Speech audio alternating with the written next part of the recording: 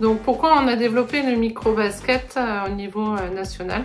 En fait, c'était surtout une demande de club où on essayait de surclasser des enfants qui avaient 3-4 ans. Et il y avait toujours un problème de médecins et de surclassement. Donc la Fédé a décidé de mettre en place du micro-basket qui est destiné aux 3-5 ans, avec des ateliers adaptés. C'est pour ça qu'il y a une formation qui est pour les formateurs, mais aussi une formation pour les encadrants et les futurs entraîneurs qui auront cette catégorie en charge. J'ai passé la formation micro-basket cette année, en début d'année. On fait du micro-basket depuis l'an dernier déjà, mais on s'est vraiment labellisé depuis cette année. Donc l'an dernier j'en avais 7, là maintenant ils sont 6. Les entraînements c'est le mercredi matin de 10h à 11h. Et donc on est 2 à 3 encadrants pour 6 enfants réguliers.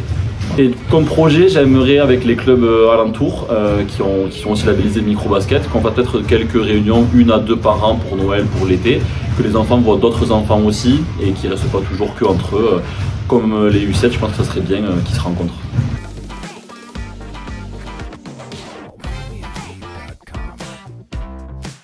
C'est la première saison réelle de micro-basket, grâce au label et grâce à la formation que notre éducateur a enchaîné.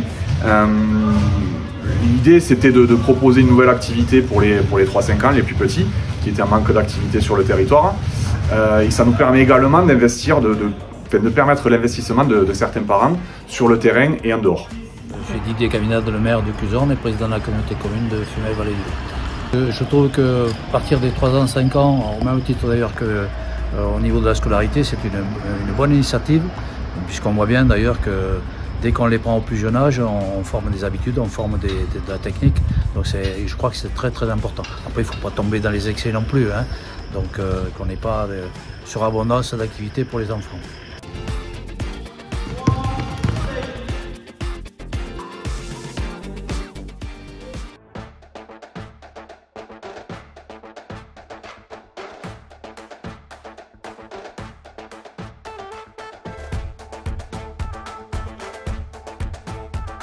Ça nous apporte pour le club énormément, parce que c'est un début de la pratique du ballon orange.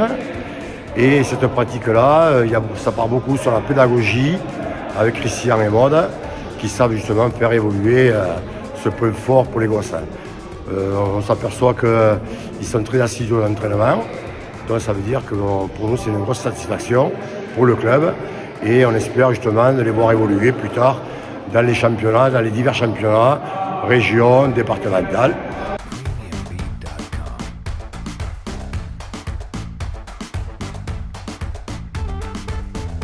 Nous avons commencé le micro-basket, ça fait maintenant 3-4 ans, avant que la fédération ne lance son opération, puisque nous nous sommes aperçus qu'éventuellement les enfants de 3 ans et 4 ans étaient assez réceptifs.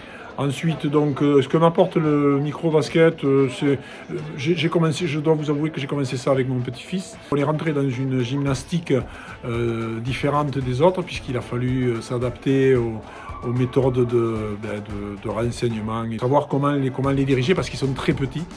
Et donc, effectivement, je me fais aider par ma fille, qui était professeure des écoles, pour essayer d'arriver à le faire. Donc, ça marche à peu près assez bien.